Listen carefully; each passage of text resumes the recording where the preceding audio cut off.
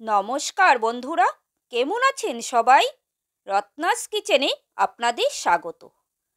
আজ খুব সহজ একটি কেকের রেসিপি নিয়ে চলে এসেছি। খুবই সহজ এবং খুবই অল্প সময়ে এই কেকটি তৈরি করা যায়। আশা করি আপনাদের আজকে এই কেকের রেসিপিটি ভালো লাগবে। যদি ভালো লাগে লাইক, কমেন্ট, শেয়ার করতে ভুলবেন না। আর আমার চ্যানেলটিকে সাবস্ক্রাইব করে পাশে থাকা বেল আইকনটি প্রেস করে দিবেন। তাহলে আমার নিত্য নতুন ভিডিও সবার প্রথম আপনি পেয়ে যাবেন। যারা ফেসবুক থেকে আমার ভিডিওটি দেখছেন, যদি ভালো লাগে আমার পেজটিকে ফলো করে দেবেন। তো আমি আজকে এই ওরিও কেকটা কিভাবে তৈরি করলাম সেটাই আপনাদের সাথে শেয়ার করব। সামনেই নিউ ইয়ার, আপনারাও বাড়িতে এইভাবে একটা সুন্দর ওরিও কেক তৈরি করতে পারেন। খুবই কম সময়ে আর খুবই অল্প খরচে কিন্তু এই কেকটি তৈরি করা যায়। তো চলুন, কেকটা আমি কিভাবে তৈরি করলাম সেটাই এখন শেয়ার করব। ওরিও কেকের জন্য এখানে আমি বড় সাইজের যে ওরিওর প্যাকেটগুলো আছে 35 টাকা দামে, ওটা আমি 2 প্যাকেট নিয়ে নিয়েছি। এখন আমি এই ওরিও বিস্কুটের ভেতরে যে ক্রিমটা আছে সেই ক্রিমটাকে আমি ছুরির সাহায্যে এইভাবে তুলে নেব। এই ক্রিমটাকে আমি এক সাইড করে রেখে দেব, আর এই বিস্কুটগুলোকে আমি সাইড করে রেখে দেব। তো এইভাবেই আমি সবগুলো বিস্কুটেরই ক্রিমগুলোকে আগে প্রথমে তুলে নেব। এইভাবে ছুরির সাহায্যে হালকা করে ধরলে কিন্তু ক্রিমগুলো চলে আসবে। তো আমি ক্রিমগুলোকে সব ভালো করে তুলে তারপর ফিরে আসছি। বিস্কুটগুলোর থেকে সব ক্রিমগুলোকে দেখুন সব আলাদা করে নিয়েছি, আর এই ক্রিমগুলোকে আমি একটা আলাদা পাত্রে তুলে রেখে দিয়েছি। আর বিস্কুটগুলোকে এখন আমি একটা মিক্সিং জারের মধ্যে নিয়ে নিয়েছি। এখন আমি এই বিস্কুটগুলোকে খুব ভালো করে গুঁড়ো করে নেব। তার জন্য আমি এখানে দিয়ে দিব 2 চামচের মতো চিনি। 2 চামচ চিনি দিয়ে দিলাম, কারণ ওরিও বিস্কুট কিন্তু খুবই মিষ্টি হয়, তাই আমি এখানে 2 চামচই চিনি অ্যাড করলাম। আপনারা যতটা মিষ্টি খেতে পছন্দ করবেন সেই বুঝে চিনিটা অ্যাড করবেন। আর যদি মিষ্টি বেশি পছন্দ না করেন, চিনি না অ্যাড করলেও চলবে এই কেকের মধ্যে, কারণ বিস্কুটগুলো কিন্তু অনেকটাই মিষ্টি থাকে। তো এখন আমি এই চিনি আর বিস্কুটটাকে খুব ভালো করে গুঁড়ো করে নেব। বিস্কুটের গুঁড়াটাকে আমি একটা পাত্রে ঢেলে নিয়েছি। দেখুন ঠিক এরকম পাউডার করে নিতে হবে বিস্কুটগুলোকে, আর চিনিটাকেও কিন্তু খুব ভালো করে গুঁড়ো করে নিতে হবে। এখন আমি এর মধ্যে অ্যাড করে দিব 2 চামচের মতো সাদা তেল।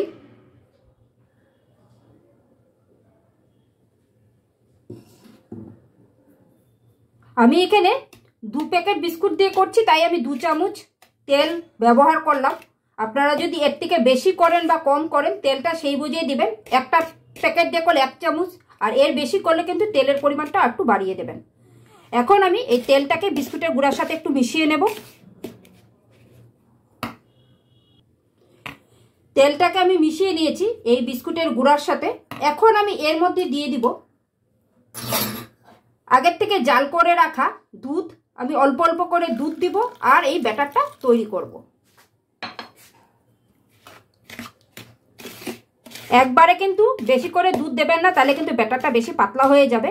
একদম অল্প অল্প করে দুধ দিয়ে কিন্তু এই ব্যাটারটা তৈরি করতে হবে। আমি 2 চামচ করে দুধ দিচ্ছি আর ব্যাটারটা তৈরি করছি।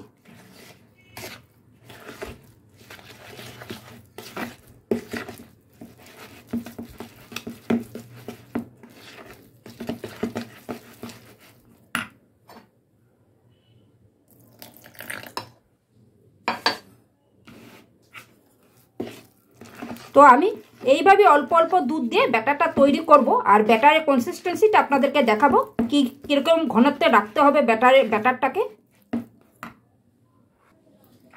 ব্যাটারটা আমার হয়ে গেছে, দেখুন ঠিক এরকম কনসিস্টেন্সির কিন্তু ব্যাটারটা রাখতে হবে। খুব বেশি কিন্তু পাতলা রাখা যাবে না, আবার খুব বেশি ঘনও কিন্তু রাখা যাবে না। ঠিক এরকম দেখুন, যখন পড়বে ঠিক মোটা হয়ে যখন পড়বে তখনই বুঝবেন যে ব্যাটারটা পুরোপুরি তৈরি হয়ে গেছে। আমি এই কাপের হাফ কাপ দুধ নিয়েছিলাম। দেখুন 1 চামচের মতো দুধ পড়ে আছে। এই হাফ কাপের মতোই দুধ আমার এখানে লেগেছে। এখানে আমি একটা বোল নিয়ে নিয়েছি, আর এই বোলের মধ্যে আমি দিয়ে দেব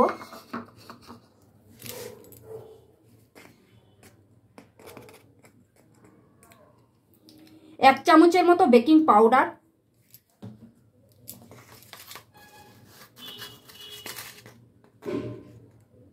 আর দিয়ে দিব হাফ চামচের মতো বেকিং সোডা। এখানে 1 চামচ বেকিং পাউডার আর হাফ চামচ বেকিং সোডা আছে। এর মধ্যে এখন আমি এই বেঁচে যাওয়া দুধটা 1 চামচ দিয়ে দেব। দিয়ে এটাকে খুব ভালো করে কিন্তু ফেটিয়ে নেব। এইভাবে যদি বেকিং পাউডার আর বেকিং সোডা যদি কেকের মধ্যে দেওয়া হয় তাহলে কিন্তু কেকটা খুব সুন্দর ফুলে আর খুব নরম তুলতুলে হয়। দেখছেন কীরকম একটা ক্রিমের মতো তৈরি হয়ে গেছে।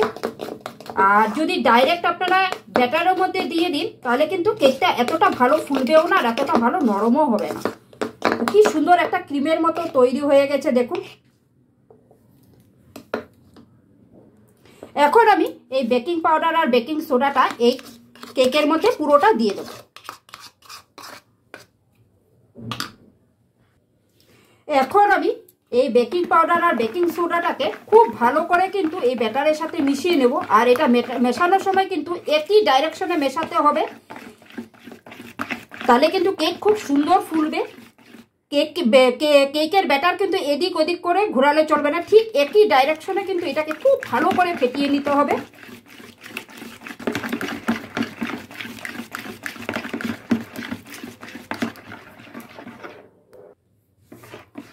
বেকিং সোডা আর বেকিং পাউডারটাকে আমার খুব ভালো করে মেশানো হয়ে গেছে কেকের মধ্যে। আমি একটা কেক মোল্ড নিয়ে নিয়েছি, ঠিক এরকম একটু কান্দা উঁচু একটা পাত্র নিয়ে নিয়েছি। আর আমি এরকম একটা কেক মোল্ডের মধ্যে কেকটা বেক করব। আপনাদের কাছে যদি বাড়িতে স্টিলের বাটি, স্টিলের টিফিন কৌটো বা এরকম অ্যালুমিনিয়ামের যদি কোনো পাত্র থাকে একটু কান্দা উঁচু থাকা, তাহলে সেটার মধ্যে কিন্তু কেক খুব সুন্দর তৈরি হয়ে যাবে। কেক মোল্ডেরও কিন্তু কোনো প্রয়োজন পড়বে না। তো আমি এই কেকের বাটিটার মধ্যে খুব ভালো করে প্রথমে একটু তেল ব্রাশ করে নিয়েছি দেখুন। আর তার নিচে আমি একটা বাটার পেপার দিয়ে দিয়েছি। বাটার পেপার একটা দিয়েছি। আপনাদের হাতের কাছে যদি বাটার পেপার না থাকে তাহলে যে কোনো খাতার সাদা কাগজ কেটে এই বাটির মাপ করে কেটে এর মধ্যে বসিয়ে দিবেন, আর তারপর তার উপর একটু তেল ব্রাশ করে দিবেন, তাহলে কিন্তু কেকটা ডিমোল্ড করতে খুব সুবিধা হবে। তো আমি বাটার পেপার ইউজ করেছি। আপনাদের কাছে যদি বাটার পেপার না থাকে খাতার সাদা কাগজ দিয়েও কিন্তু এই কেকটা ডিমোল্ড করা যাবে। এখন আমি এই ব্যাটারটা এর মধ্যে ঢেলে দেব।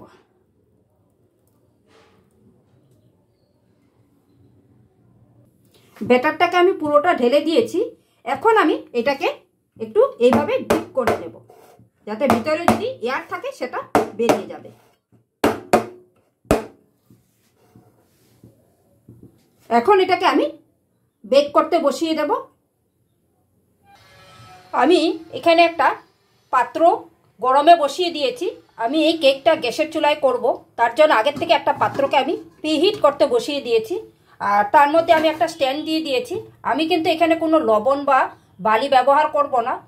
তো আমি এই পাত্রটাকে প্রিহিট করে নিয়েছি। এখন আমি এই কেকের মোল্ডটাকে এর মধ্যে বসিয়ে দেব। কেকের পাত্রটাকে আমি কিন্তু এর মধ্যে বসিয়ে দিয়েছি। এখন আমি এটাকে ভালো করে ঢাকা চাপা দিয়ে দিব, আর এটাকে 30 থেকে 35 মিনিট এইভাবেই বেক করে নেব। তো আমি 30 মিনিট পর ফিরে আসছি।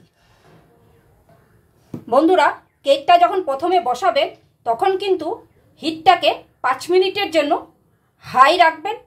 তারপর 5 মিনিটের পর বাকি 25 মিনিট কিন্তু লো ফ্লেমে কিন্তু কেকটাকে বেক করবেন।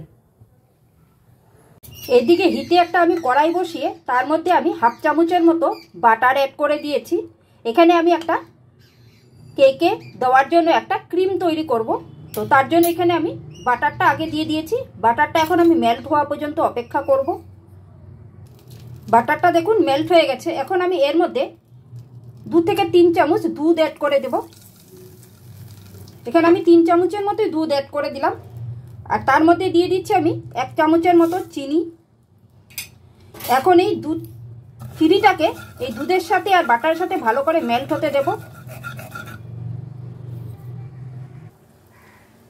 চিনিটা কিন্তু খুব ভালো করে মেল্ট হয়ে গেছে। এখন আমি এর মধ্যে দিয়ে দিব 2 চামচ কোকো পাউডার। আমি কোকো পাউডার ইউজ করছি, আপনারা চাইলে বাজারে যে ডায়েরি মিল্ক কিনতে পাওয়া যায় সেই ডায়েরি মিল্কও কিন্তু আপনারা দিতে পারেন। আমি এখন এই 2 চামচ কোকো পাউডার অ্যাড করে দিলাম। এখন এই কোকো পাউডারটাকে এটার সাথে ভালো করে মিশিয়ে আমি 1 থেকে 2 মিনিট একটু ফুটিয়ে নেব।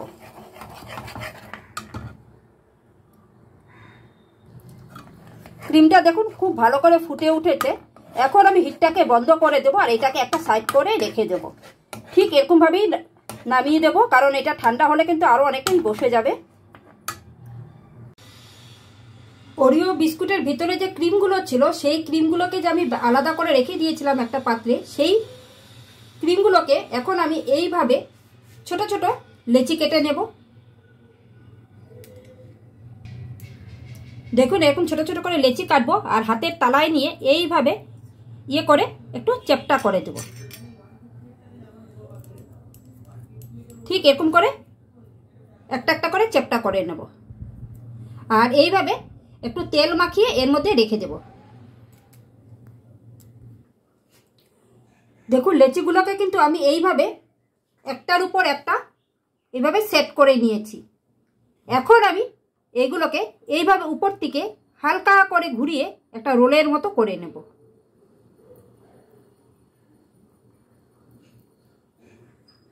দেখুন পুরো একটা গোলাপ ফুলের মতো দেখতে হয়েছে। এখন আমি এটাকে এইভাবে মাঝ বরাবর কেটে নেব ছুরির সাহায্যে।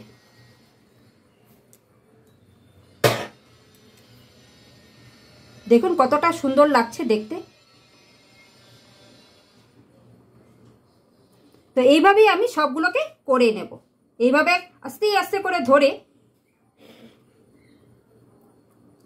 এইভাবে ঘুরিয়ে ঘুরিয়ে একটা রোলের মতো করে নেব।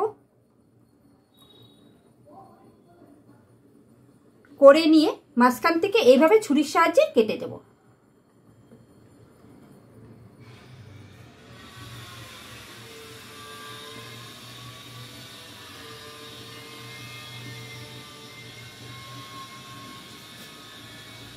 দেখুন সবগুলো কিন্তু গোলাপ আমার তৈরি করা হয়ে গেছে।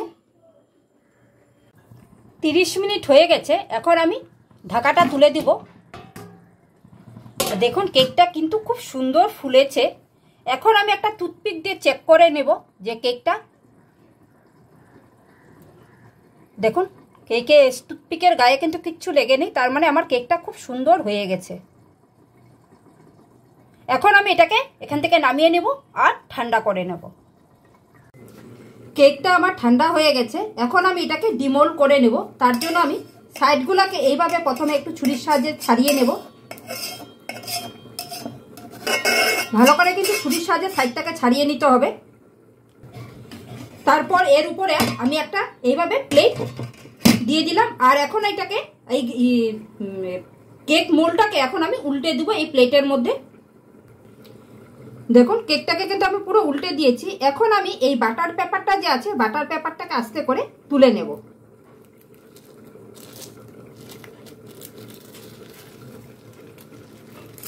ঠিক এইভাবেই বাটার পেপারটাকে কিন্তু আমি পুরোটা তুলে নেব।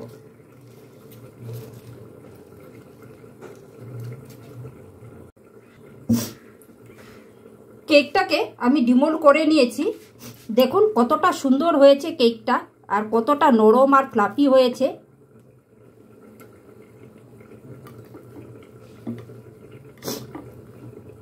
অনেকটা নরম হয়েছে এই কেকটা। এখন আমি আগের থেকে যে ক্রিমটা তৈরি করে রেখেছিলাম চকলেট ক্রিমটা, সেটা এখন আমি উপর থেকে দিয়ে দেব। ঠিক এইভাবে পুরো কেকের গায়ে কিন্তু আমি এই চকলেটটাকে লাগিয়ে দেব।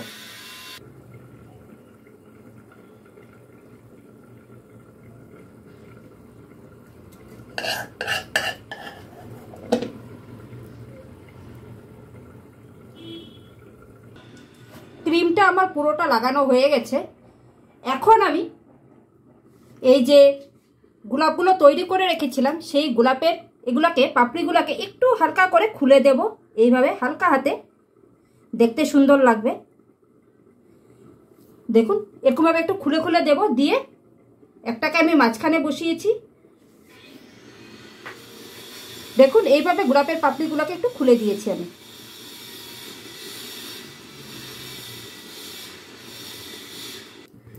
গোলাপগুলোকে আমি বসিয়ে দিয়েছি। আমি এখানে টোটাল 6টা গোলাপ তৈরি করেছি, তো আমি 6টা গোলাপ বসিয়ে দিয়েছি। এখন আমি এই সাইড থেকে এইভাবে একটু চেরি দিয়ে গার্নিশিং করে দেব।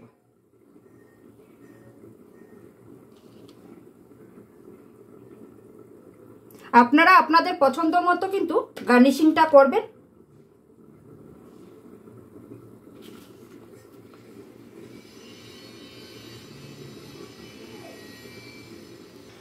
তো বন্ধুরা আমার গার্নিশিংটা পুরো কমপ্লিট হয়ে গেছে। দেখুন আমি এইভাবে গার্নিশিংটা করেছি। তো আজকে আমার এই ওরিও কেক আপনাদের কেমন লাগলো অবশ্যই আমাকে কমেন্টস করে জানাবেন। আশা করি আপনাদের ভালো লাগবে। তো যদি ভালো লাগে একটা লাইক কমেন্ট শেয়ার করতে ভুলবেন না। আর এটা একটা সম্পূর্ণ নিরামিষ কেক। আপনারা এই কেকটা বাড়িতে তৈরি করবেন, খুব সহজ আর খুব কম সময়ে কিন্তু এই কেকটা তৈরি হয়ে যায়, আর খুব অল্প খরচেই কিন্তু এই কেকটা তৈরি হয়। তো আপনারা একদিন অবশ্যই এইভাবে ট্রাই করবেন। তো আজকের এই ভিডিওটা আমি এখানেই শেষ করছি। আপনারা সকলেই সুস্থ থাকবেন, ভালো থাকবেন। আবার একটা নতুন ভিডিও নিয়ে আপনাদের সাথে আমার দেখা হবে। Thank you.